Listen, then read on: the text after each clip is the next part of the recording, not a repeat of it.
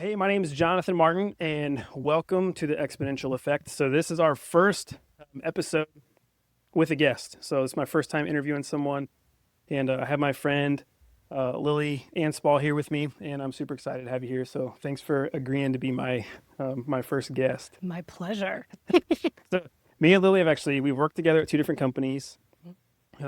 She's been a friend, a coworker, a mentor, a coach to me, um, and has really played a big role in my life. And I really appreciate you being here and being so supportive. You're And the one welcome. thing I always appreciated about you is I knew that you always cared about me and you always wanted what was best for me. And I could Absolutely. always come to you. So I really Yeah. appreciate that about you. And I couldn't think of a better guest to have Well, for thank the you first so one than much. you. I appreciate that.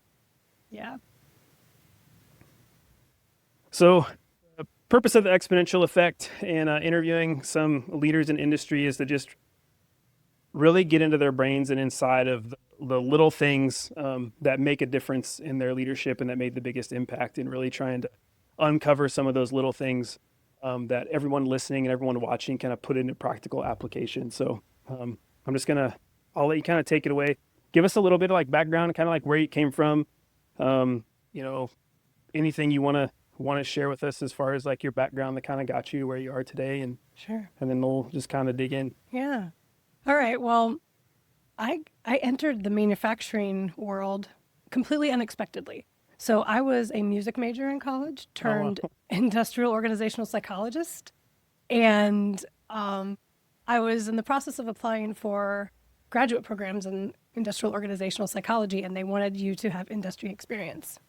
And so at that time, I was in a master's program at Geneva College. And one of the people in my master's program was the director of communications at the Lordstown Assembly plant in Lordstown, Ohio. Okay. So it was a GM plant. We made Cavaliers and Yeah. Sunfires. And they were in the process of trying to completely redo and revamp their leadership. So that plant back in the 1970s, like 1972, that plant was kind of notorious for wildcat strikes, really crappy work environment, bad relationships between the union and the management. And they were also doing very poorly in the small car industry. And they were just really trying to revamp things. And at the same time, out in Fremont, California, there was a experiment between Toyota and GM going on called NUMMI. They were taking the lessons that they learned about good leadership and good operational management from NUMMI and bringing them to Lordstown, Ohio. And so I got hired to be a frontline supervisor.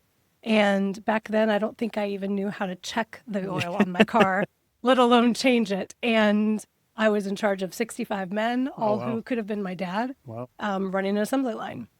And that's how I started in the field of manufacturing, and I really never left. So I was a frontline supervisor. That was probably pretty tough, right? Like being a younger like woman in that environment. Yeah, I And think it was only like 5 years before I started, they even had women's restrooms there. wow, that's crazy. So, yeah. And that was part of it, though. They were looking for, what they had traditionally done was they traditionally did the same thing that a lot of manufacturers do is they promoted the people who were good on the Hmm. line Hmm. to be supervisors, and then they supervised and so on and so forth. And yeah, and so it was tough, but they gave me 3 months of training. So I think there were 12 or 13 of us that started at the same time, and we didn't set foot on the factory floor until 13 weeks after we got hired. Oh, that's pretty So they gave cool. us a lot of leadership training, a lot of management training. We all got Six Sigma black belts at that time, did a whole bunch of lean training, communication training, all that. So they really prepared us to go out on the floor, and it had nothing to do with building cars, but everything to do with building people. Yeah, And that's kind of where my leadership started. that's awesome. So, and just to kind of like, we'll skip ahead a little bit, Yeah. but so Lily is the founder and CEO of the Yuri Group, right? Which Mm-hmm. is focuses on operational excellence and going in companies and executive coaching and kind of um, doing those Lean Six Sigma Shingo Mm-hmm. Yep. activities and going in and making people more profitable and better Mm-hmm. cultures Yep. and doing those sorts of things too. So that all kind of started from the very beginning It for you. really did. Yeah. In fact, I just got done teaching a Shingo workshop this past weekend to some MBA students at the Utah State University. And one of the case studies was the NUMMI case study. Okay, And so it was really neat to kind of that come full is circle in it's my awesome. career and be like, oh, I actually went there. I That's studied super them cool. and did that stuff. So yeah, it was nice to be able to share firsthand experience from that. So when did you? Obviously, you started leading at a very young age, right? So when did when did being a leader or even the thought of that kind of come into your mind? Like this is what I want to do or want to be, or I don't think it ever came into mind in terms of this is what I want to do or what I want to be. In fact, when you told me you were going to ask me that question, I was kind of thinking back and I'm like, the first time that I was actually being trained or being prepared to be a leader had to have been in 4-H, mm, right? So I was in 4-H from third grade till college. And I remember our pledge was, I pledged my head to clear thinking, my heart to greater loyalty, my hands to larger service, and my health to better living. And then it was for my club, my community, my country, and my world. well, that's awesome. And so before I even knew what a leader was, I was being taught and oriented towards service and giving those parts of myself to those places in that order. And it's like not until you reflect back on it too, like, oh, well, they did teach us to give ourselves first to our family, right? Which was our club, right? And then our community, and then our country and our world in that order, and influencing and changing the small group around us and then outward. So when I was reflecting, I'm like, oh, actually 4-H. And I did a lot of big leadership projects in Fort Wayne or in 4-H that I didn't really consider leadership. I kind of considered it, well, nobody else will do it. I'll do it. And I'll help organize and facilitate it. And I never did it on my own. I was always surrounded by people. So I think just early, without even really knowing it or developing an ideology around leadership, I just knew that I was supposed to serve, and that when you needed somebody to step up, I was willing to do that and help corral folks around me. Where do you think the ability to step up from, or like that just natural like inclination that like I'm going to be the one to do this when no one does it? Like where I does just that come think from? that's just in me. Like I always want things to happen. Yeah. And I like to live a life of adventure and curiosity, and Yeah. I'm always doing something. I'm always involved in something. So I think it was just naturally, well, if nobody else will do it, I'll do it. Yeah. Okay, that Yeah. sounds fun. Let's do it. So I think that's actually still a lot of how I lead, like, in not-for-profit spaces and all the different places that I get involved. It's like, well, that sounds cool. Let's do it. And usually folks are afraid to step into leadership because they think it's about them or something that they have to do. But really, it's just about facilitating and corralling a bunch of people around a shared objective and helping them get there. I would say like just for me too, I would say I like what you said about it not being about you. Right. I think a lot of times like as a leader, you kind of make it about you, right? Because you have the title, right? Everyone reports to you, whatever that looks Right. like. And it's when that happens is kind of when it goes off the rails, right? Right. And when you lose that service mindedness that you were Yes. talking about is Yep. when you're a boss and not a leader anymore. Right. And I think, I think one of the biggest times in my personal career when I fell from that was when I had a high level of leadership position, right? So I think I always, from very early on, I knew I wanted to get to a certain point of leadership. And then when I did, I think that it all of a sudden became less about service and more about, oh my gosh, I have this job I have to do and I have to lead these people and prove this thing. And all of a sudden I got out of that natural rhythm and natural flow for myself and made it about me, made it about the position, made it about influencing the organization. And, if I had to look back and say, what did I learn about that? It was just to trust your natural instincts and just go from where you started. Yeah. Right. Instead of, because before that, I just never thought about leadership. Yeah. Until the stakes got really high and there was a VP in my name, and all of a sudden there was a salary that was like, oh my gosh, I might lose this. And then it became something different. It became a performance or more about me. And that was probably when I stumbled the most in my career, honestly. Yeah. So you would say, we kind of skipped over that. We went from Yeah. frontline supervisor to Yeah. the Yuri Group, right? Right, What you're doing now, but you were VP of operational excellence, I believe, at a company, and then you had helped the company before we worked that together. Yeah. Kind of put all those things into place too. So talk about that journey a little bit to Yeah. kind of like put us in perspective of where you landed, kind of where you are now with the Yuri Group and Sure. what you Yeah. do. So when I went to Fort Wayne Metals, I was leaving leadership. So I was kind of burnt out. Okay. I'd been in plant leadership for a while, and I was just kind of at the place where I wanted to be an individual contributor. Yeah. And Fort Wayne Metals. I've felt that before. Yeah.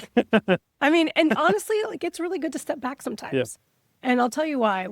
So Fort Wayne Metals they needed a continuous improvement practitioner. And I had always used lean methodologies in all my leadership just because I was taught them early and they worked. And that was like one of the ways that I knew how to get results in an organization. So I had all that knowledge and I took that job.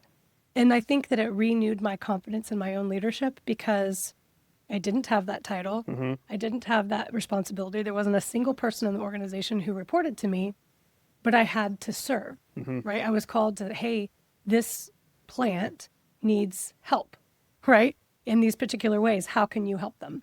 And that renewed my confidence in leadership. And very much like a lot of the things I talked about before, Shingo just came up.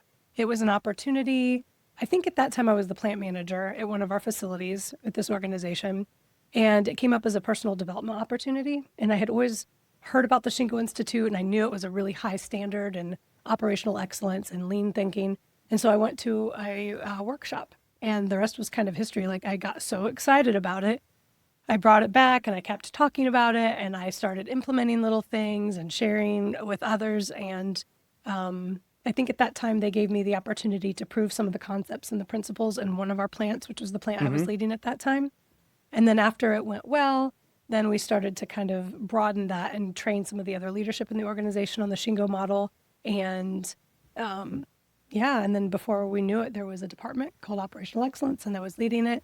And then I went on to another organization and did that as well. Yeah, and I was there. I was there during that whole Yeah, you transition. were. We Yeah, we I were remember. working together, and I remember, it kind of, when you're, I was just a plant engineer at the time, The and best plant engineer, by the way. thanks. I did not pay her to say that. No, but you were. That's why I liked you and paid attention to you. But Yeah. but at the time, I'll say for anyone that's questioning, like, if they need to implement things like Shingo and operational excellence, and I think it gets a bad rap sometimes because it's just one more thing to do. Yeah, for sure. It's one more system to put into place, one more thing to maintain. It kind of has a negative connotation, especially when you're like ramping things up. Yep. Right. And I honestly had the same feelings. Sure. Like when we started, right? Because it's just one more thing I had to do, one more thing I had to update. Yep. And then when I left, I didn't realize how much progress we had made Same. there.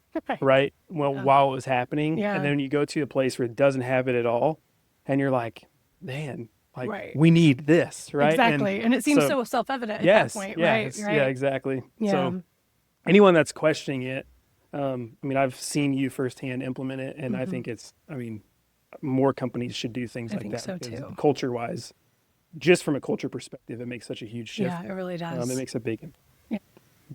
Yeah, Thanks that's for awesome. that commercial for Yeah, me. you're welcome. Thank you. All right, so in your career, what were some who or what were some of the bigger influences in your life that helped you grow, and who you leaned on the most? Right. So when I was reflecting on this question also, I was thinking back as far as my education.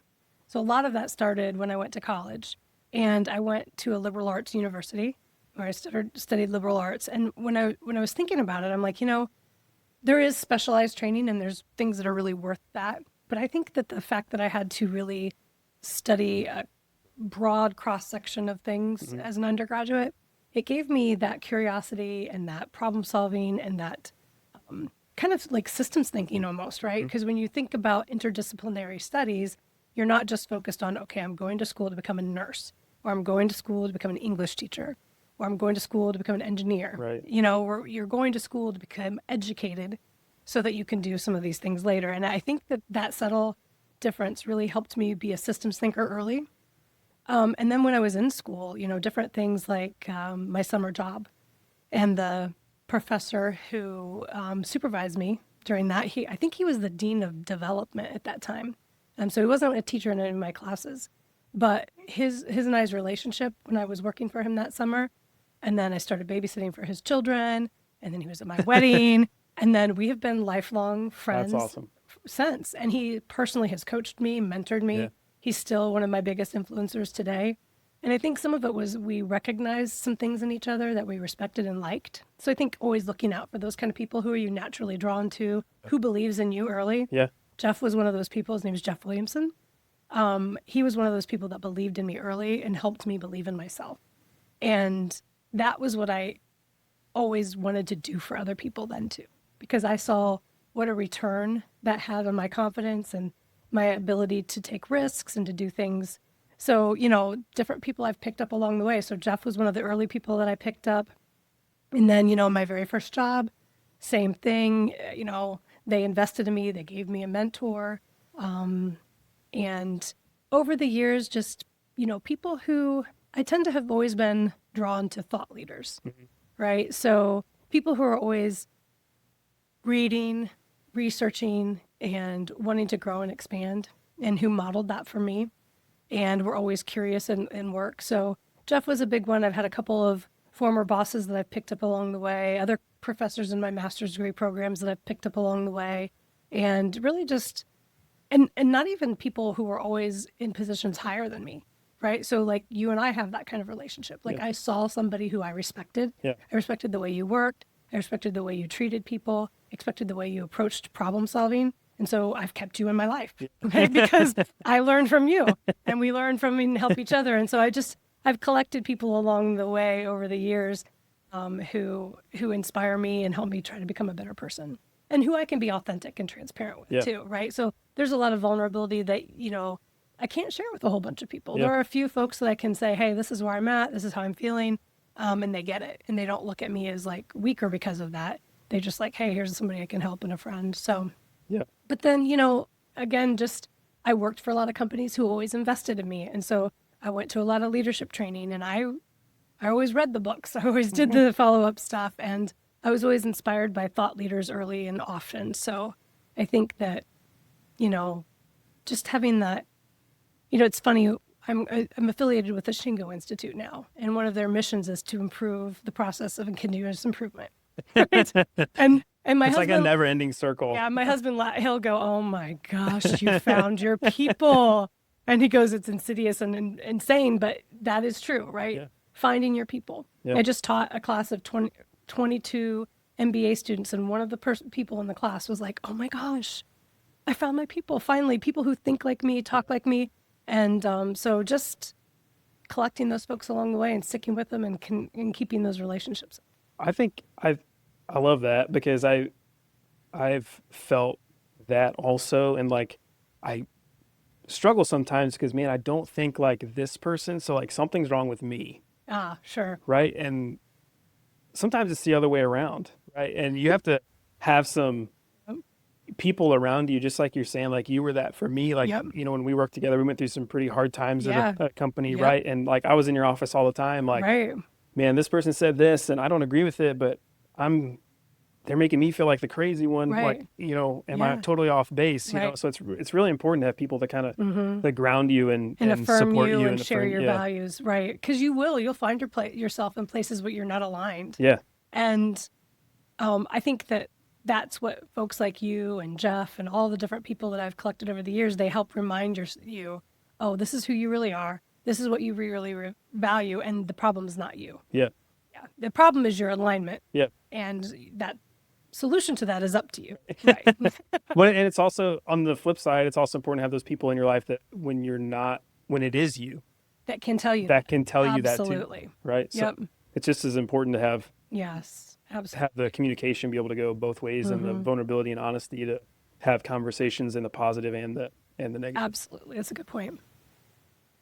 So kind of talking maybe kind of along the lines of, a setback that you've had. Like, is there a setback that you in your career life in general that you look at now as a gift, where at the time it was a struggle, right? I But have 7,352 to pick from. No, I think that's just, if you have a growth mindset, you're like that. And so pretty much for most of my career, I never struggled with that. I always had a growth mindset. I always thought, it was an opportunity to learn. But my last job, I did get stuck. And I got stuck for a lot of different reasons. But I was really in that place where I was starting to believe the noise around me versus the, North Star in my heart. yeah, Right. yeah, And really getting myself untangled from that and having what I would consider no success. Now, I know that if that's not true. I don't think it was true. And I would say that there would be a lot of people that would argue with that, and that we did more than I thought we did. But I saw it as an abject failure. And it took me a long time to get out of that one. And when I look back on it now, a couple years removed, I'm glad it happened, because it kind of reinforced some of the things that I would speak to, but I hadn't really fully lived. right? Yeah. I'd lived disappointment before, but not Yeah. that Right. level of disappointment. And there were personal things going on in my life at that time that were major disappointments, right? Secondary infertility in my family. And so it was just this conglomerate of all these different kind of things that were not going the way I was expecting them to, and that I wasn't able to quickly fix. And so being in that space personally and professionally and having to dig myself out and reorient myself, now I'm really happy Yeah. about it because I wouldn't be where I'm at with the lessons that I have now. But when I was going through it, I thought the world was ending. Yeah. Yeah. Yeah. Yeah. I've been there. Yeah. So one of the core principles or operating principles that I kind of founded the Exponential Collective on is that is empathy. Yeah. And I personally believe that empathy is one of the greatest attributes any leader can have. So on an organizational level, and from someone who's more operations oriented and organizationally focused, how can someone or company, a team, how can they operationalize empathy in their teams? Right. I think, first of all, you have to have a shared definition of what empathy is, right? And I think a lot of times, especially in industries like ours, right? So maybe in a hospital setting, empathy isn't really considered Yeah. a bad word, Yeah, right? right, Like, yeah. or a soft skill that's really actually a hard skill. So first of all, I think you have to have a shared understanding of what you're even talking about. What does empathy mean? And empathy just really means my ability to consider something from another person's point of view, or my ability to understand them from where they're coming from. And I think that then when you look at it that way, operationalizing it becomes more pragmatic and practical, right? Yeah. Instead of a ooey gooey psychological thing, Yeah. it's okay, pragmatically, how do we do that at work? Yeah. And, there are a lot of different ways you do that at work. The first one I can think about is designing work and improving work at the lowest level, right? So if you have, no matter if it's a factory or an accounting group or a service provider or a hospital, if you're having somebody outside of the group of people doing the work, trying to improve the work, probably not demonstrating much empathy, Yeah. right? Because you're saying, well, we know different. We're going to meet over here in this conference room. We're going to whiteboard it, and then we're going to come out and tell you all how to do it. Yeah. And that doesn't show empathy. That says, I don't have any interest in knowing what you think about it or what your point of view is. You're a tool, not a person. Just wait for us. We'll tell you what to do. And even when it comes to designing work, so many times work is designed and then we write work instructions and we tell people how to do it. And maybe if we're a good organization, we ask for their opinion on how to improve it, but did we ever really include them in the design of it? Yeah. And so things like that, I think those are two ways you can operationalize empathy. I think obviously if you have an organization that has a suggestion program or an idea program, that's obviously saying we value what you think. We would like to know more about it. And then, certain things like, in the Shingo model, we say in order to have great results, ideal results require ideal behaviors, right? Good. And so that behavior piece, that's another one of those airy-fairy things like, well, what do we really mean by behaviors? And systems drive behaviors. Principles inform them, right? So if you're talking about empathy, that's a principle. Like the principle is, well, respect every individual. I respect you. So therefore, I can probably think that empathy is a good thing to do. Or lead with humility. I'm humble enough to know that I don't know everything, so I'm going to ask you. Yeah.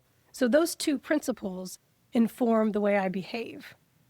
But I also have to have systems that are designed to get the exact kind of behaviors out of people that we want, right? So we have to believe those in ourselves. We have to have the culture of that. But we also have to say, hey, this collection of tools that forms a system, we're going to say exactly what those behaviors are. And when we do them, and then we check on them regularly, and then we improve them on a regular basis, Yeah. then we operationalize empathy or whatever other word that you want to talk about. We say that we're an innovative company. Well, what does innovation mean at a pragmatic, practical level? What will people be doing every day if they're innovating? If we say we're an organization that values collaboration, that's fine. Good for you. Congratulations. Every other Solid on company. your wall, and so does every other company, right? And so what do? What will you observe people do? The frequency the duration, and the intensity of that shows that you value collaboration. So you've got to script it. Yeah. You've got to write it out for your company, and you've got to operationalize it. And I think there's a lot of organizations that just fall down when it comes to that, right? They're happy to say, oh, we'll have idea systems, or we'll involve people in problem solving. And that makes a lot of sense. But are we actually going to like take a look at our systems, break them down, architect what's the aim of the system, who owns it, how are we going to improve it, and what behaviors are we trying to get out of it?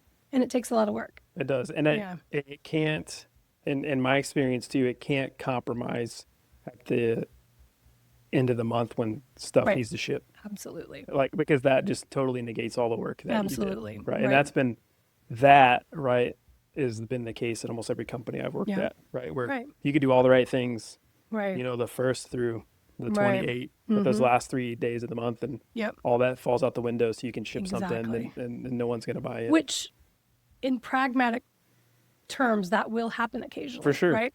But where the difference is when you do that, whatever it takes at the end, and you break all your rules, then you go back, you admit you broke all the rules, and you say, how do we make sure we don't get in that same situation next time? Right. So I'm not saying that you don't ever do that, because I think a lot of people, when they hear a lot of what we talk about in operational or organizational excellence, so like, oh, that's this ideal pie in the sky, and we don't really ever going to operate that like that. Well, we know that, right? That's why we say we're seeking perfection. We're not being perfect. And so, you know, we'll have those times when we break the rules or we live outside of our principles, but then we just have to say, okay, we did that to get this done. We don't want to compromise ourselves next month. How do we go back and fix that? And what are we going to change? That's really good. I think a lot of people miss that piece. Absolutely. Yeah, for sure. What leadership belief has changed for you from like beginning until now, that just something that was really important to you, right? That maybe is not as important to you now, or you've totally shifted your mindset? I think the first thing that comes to mind is that leadership is a position, right? So, and I used to wait for people to give me permission to lead a lot of times. And I would say that's so probably, that's probably one of the biggest things, is that nobody has to give you permission or credit. So that was another thing that would sometimes trip me up too, is like, I would get nervous that I wouldn't be seen as a leader because all the other people around me were getting credit for it. But that's actually the epitome of the best leader, right? Right. And realizing that and getting the ego out of it and realizing it's not about title, it's not about attribution of success, it's about service. And, you know, the best businesses are the ones who are really oriented around providing the best value to the customer, the best service to the customer. And however you get there, it doesn't matter. Right. It's whoever gets there first wins. Right. And I think it's kind of the same with leadership and people, right? Yeah, I would agree. Yeah. No, that's really good. I love that. You also are quite the accomplished runner, right? Yeah. And I always thought that was something really cool about you and things that you did. So talk about that a little bit, because I think that for me, the things I do physically and outside of work play a big part into like who I am at work too. So kind of talk about some of the things that you've done and accomplished in that realm. Sure, yeah, I would love to. That's pretty cool. Yeah, so I am not a person you would typically look at and say, there's a runner, right? I'm 5'3", I'm average weight at best. And I never ran in high school. I mean, I played all the sports. I played softball and volleyball and did all the things and was a cheerleader and all that. But running was always the thing that we did as a punishment for the sport that I was in. That's how I view it right now, as a punishment. Exactly, running as a punishment. And I don't know really remember how I started running, but it was one of those things that I started doing. I think I just did it to stay healthy and maybe lose weight or whatever.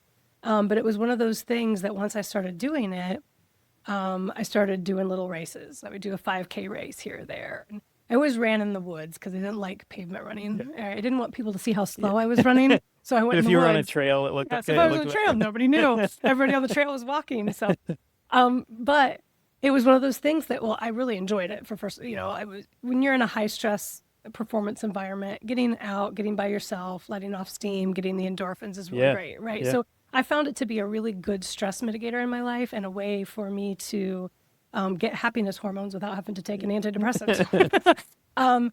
But then it became one of those things I think just who I am as a nature of continuous improvement. I'm always looking for the next way to be a little bit better or a way to Yeah. challenge myself. And before I knew it, like literally when I started running. I do remember I was in Ireland with Four Wayne Medals, and there was a mountain over there called Yeah. Mount Kilpatrick that Kilpatrick. everybody would walk, hike Yeah. up, right? And at that time, I couldn't get up. I couldn't. I was overweight, out of breath, just could not get to the top of that mountain. And I came down and I vowed that was never going to happen to me again. I was never going to miss an experience that I wanted to have because of a limitation Yeah. that I had. And it just happened to be a physical limitation. That's when I started running. I remember now. And then it just became well, wonder if I could do a little bit more or go a little further, or, ooh, look at this. I went from, 12 minutes a mile to 9 minutes a mile, and then wow. And right. Yeah. And so by the time I was done, I was running 50Ks. I was running mountain races. Just And it was just wild to that, me. yeah, it was kind of wild to me looking back now. I'm like, how did I do that? But yeah, it was one of those things like, well, if I can do that, can I do that? And that constantly pushing the boundaries of what you think you're capable of. I think that was good for me to do in my personal life so that I would have that blueprint for how to do it in my professional life. You kind of do it privately Yeah. before you do it publicly, right? And that's what I did. So, I remember thinking, I remember looking at people who ran marathons and think, oh my gosh, that's just so amazing. Maybe one day I could do it. And then I did it. And then I ran another one. And then I ran a 50K. And then I ran a 50K in the mountains. And then I ran a 50 miler. And So crazy. yeah. So, but it's one of those things. There's a whole bunch of people out there just pushing the limits a little bit longer. And there's no difference between somebody who could run 50 or 100 miles and you. Just their willingness to bet on themselves Yep. or to do what it takes. And I just think that's what anything is. I have no inherent running ability, but I run further than 99.9% of the people in America. Yeah. Just because I said I'm going to do it. Yeah.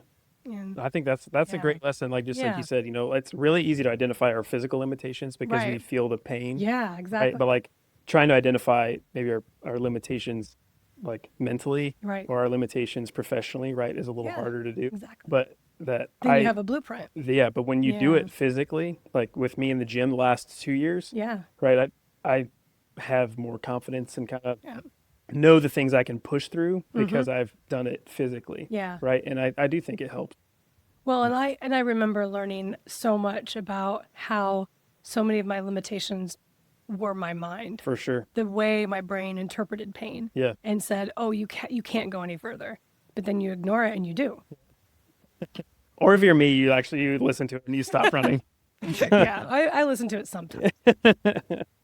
So kind of on the same of topic of pain and our ceilings, when you're kind of with people and developing people, what are maybe some of the most common ceilings you see of people that they should push through, or that they something they can do to push through their ceiling to elevate their level? I think most ambitious people and people probably who are listening to this podcast kind of do that anyways. But I do believe there's this natural point where we just don't believe that our wildest dreams are possible for us, right? Yep. So within the parameters of what we already know and understand, we'll push ourselves to high levels of things that we've seen others around us semi-reliably accomplish, Yep. right? But when it comes to the things that people around us aren't reliably accomplishing that seem rare and special, I think we lose our imagination there. Yeah. And I think we lose our ability to think, what if? And even to venture into that place, right? Like, there's that saying, if you shoot for the moon, you hit the stars, you're Yeah. still in the stars, which Yeah. is further than anybody else is. And I think that when I talk to high potential leaders or people who I'm coaching in my coaching business who are trying to step outside of the ordinary, that belief that I can have what I really want sometimes is hard for people to understand and imagine because they don't have a lot of examples of folks doing it yet. Yeah. And so, Yeah. I for me, like, because you were kind of coached me through this whole creating the Exponential Collective, and right, this turned into the Exponential Effect, the podcast, right? Right. And like this what I'm doing now is not anything what we started to talking about. not at all. Like not even close. Right. And it's Right. amazing. Yeah. So it's yeah, and it's It still really we're is still cool. We're here. Look yeah. at this. Yeah. we're right? still ramping up and kind of figuring things out as Right. we go.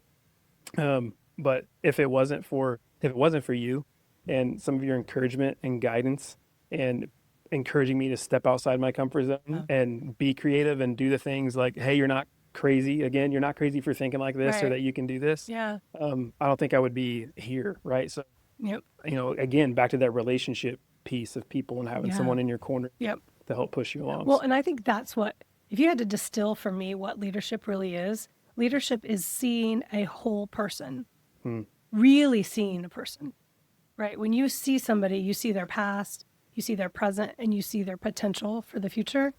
That's leadership. That's good. And so I think it's easy to see your potential because look how quickly you've manifested this and all the things you've done. So you made it easy, actually. Some of my Thanks. other clients, no, I'm just kidding. And being in a factory setting, and there's always KPIs, right? Key Right. performance indicators and things that metrics you have to meet. One of the things I struggle with, and not just me, and just in factory settings Right. in general, right? Specifically manufacturing. And I think it could be applicable to anywhere. But how do you communicate non-negotiable expectation, Right. and be kind about it? Right. I love that question because it's kind of like, remember when we were talking about how the soft behaviors are actually hard, Yep. right?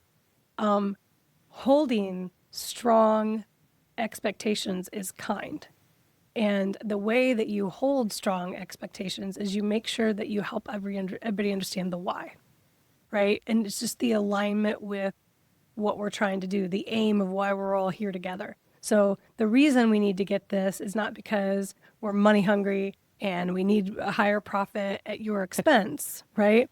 But so many times we don't think the people doing the work deserve the bigger explanation, right? The ones that happen in the boardrooms, the one that happens behind the scenes. Like, our job as leaders is to translate that for folks so they understand why the expectations are what they are, why they may be changing, why they may be shifting, and why sometimes they move in a way that doesn't make sense to a lot of people, right? So just because I said so, or just because that's what you have to do to keep your job, or just because that's how you get a raise, that doesn't motivate anybody, and that's not kind, and that's not seeing them as a whole person, right? Yeah. That's seeing them as a tool, a clog in the machine. And if you treat them like a clog in the machine, they're going to act like one and they're going to break down a lot Yeah. more, right? That's And a great so I think analogy. that's a big part of leadership is if you don't know, finding out. And when you do know, finding a way to describe it to people so that they understand. I see that a lot of times where we'll talk about something in a leadership meeting, Right. right? And it makes perfect sense when we make the decision, Yeah. right? Like no one questions it. Like this is Exactly. exactly what we have to Yep. do. And then, when you When take you it go out to down a hit the level, troops. to hit the troops, and it's like the Yeah. dumbest thing Right. ever, right? Right. And all they're missing is just The if why. they could hear the conversations that we had to get there, like And that's your job, Yeah, is and to they bring would that be- conversation yeah, to them. yeah. And we miss that all the time. all the time. And why do we miss it? Sometimes because sometimes it's not modeled for us. But two, because what are you thinking about then when you're going down? You're thinking about just getting it done. You're not thinking about the principle that you're like, respect every individual, Yeah. lead with humility. You're thinking about just get it done the easiest, fastest way possible. And so when you take leadership seriously, we talked about this in a recent meeting I was in too, where when you do things the right way and with the right principles, and it's, people call that the soft skills, right? A lot of people think you should do that because it's the right thing to do or because that's what good people do. But the truth of the matter is it's just simply more effective also. Yeah. Right? Yeah. So whether you think you're a good person or you really care about that person at all, I would prefer you did. But the truth of the matter is the principle is going to have the same consequence irregardless of what you think about it. Right? So if you really don't care about that person, but the most effective way is to explain to them why and tell them why, then that's going to be helpful. Right? So even for the cynical people or the people that think that, being a people leader isn't all that important, it's all about results, the best way to get a result is to follow the principles of lead with humility and respect every individual. Yeah. Every time it will win. Yeah. Every time. Every time. What's one thing you're working on right now that you're really excited about that really gets you pumped up? Gosh.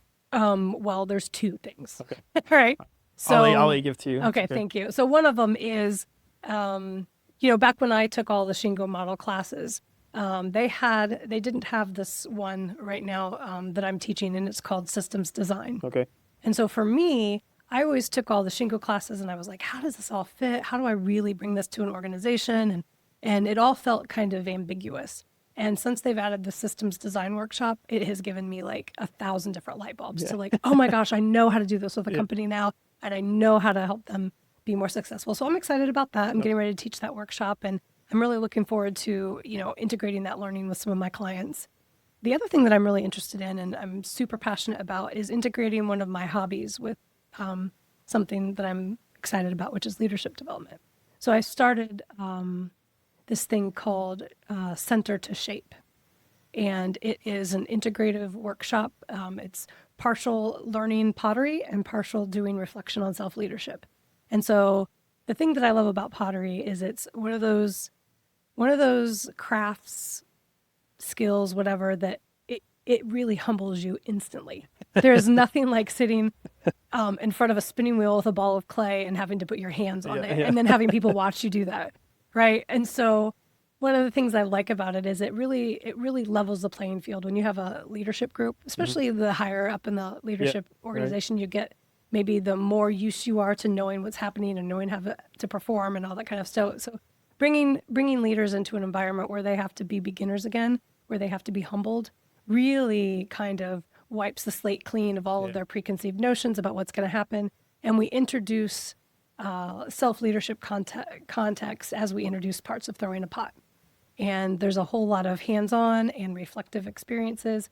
And I've done it a couple times now, and it has been transformative. And I think I'm a student of transformation. Yeah. Right. I like cultural transformation. I do a lot of hobbies that are transformation, running, sewing, quilting. And so it's really teaching people about how to go in, how to reflect, how to have ideas about self-leadership. And this is a really cool environment to create that. Yeah, that sounds awesome. Yeah. So instead of talking at people, we're like immersing them into an experience where they can't help but learn. And it turns on the right side of their brain versus their left side of the brain. And it's really, really fun to watch. And there's been some really profound insights that come out of it. So for me, developing that program, getting it out to organizations is something I'm really excited about. Yeah, I've seen some of the things you've posted, and we've talked about it a little bit. And that sounds really cool. And we'll post some links to all the Yuri Group and thank you. Lily's LinkedIn, all that stuff when we post the episodes, so you'll be able to follow along. Give her a follow and go to one of her workshops, hire her to come in your business, and all those things. Sticking along the theme of exponential and small changes making big impacts in your leadership, what is one thing we can tell you could share with the listeners, the people watching? What's one thing they can do today to make a big impact on their leadership for the future? I would say be a student of leadership. So I think so many times we get so focused on just executing when it comes to being at work. And so we do a whole bunch of stuff, and then because we do things good, we get promoted, and then we just have to do things good through other people, right? And sometimes maybe we go get an MBA, or maybe our company invests in some leadership training, we pay attention to it then. But for the most part, I think we kind of just forget that constant learning, not just through your own cycle of what you do and what goes well and continuous improvement based on your own reflection, but really being inspired by thought leaders, listening to what's going on out there. What are topics in the industry that maybe nobody at your organization is talking about? I would say make time, schedule that time to listen to a podcast, read a book, read a blog post, read an article. Just constantly be challenging yourself to expand your understanding of what it means to be a good leader and how you can skill up. Yeah, that's really good. I love that. I try to do that myself. Yeah, me too. So, well, thanks for being here. You're welcome. Thanks for having me. It was awesome to have you on here, the first official episode of the Exponential Effect. Make sure to like and subscribe, share, do all those things that everyone asks you to do. And just remember that it only takes one small step to live and lead better.